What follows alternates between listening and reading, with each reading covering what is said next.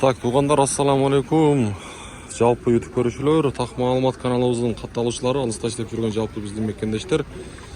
Айтылуу Ноокат чергеси, Ноокат шаарынан жалпыңыздарга салам айтамын. Бүгүн буюрса 2025 жылдын 3 февраль күнү болуп калды. Аптанын бүгүн дүйшөмбү күнү, аптанын биринчи күнүнө турабыз. Сааттын жебеси 13:18. Түшкү курстар аптанын башында кандай сиздерге буюрса тааныштырууну баштаймын.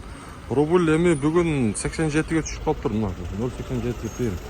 Байшырмаң. Доллар 87 сом 30 тыйын боюнча турат.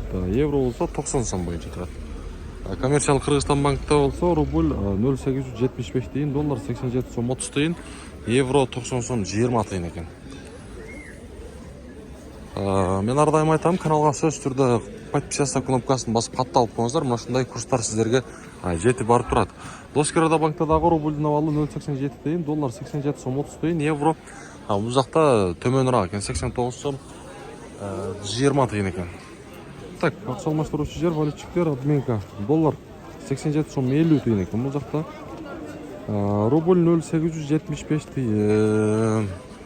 Түштөн кийин рубль көтөрүлүп калышы мүмкүн. Себеби караңыздар, бир эле банк 75 тыйын койгон рубльда. Обменник дагы 75 койгон. Калган банктар Доскерада 70 көрүнүп турат.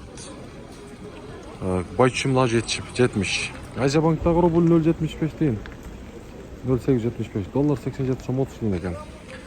Мынакей бүгүнкү түшкү курстар мына ушундай.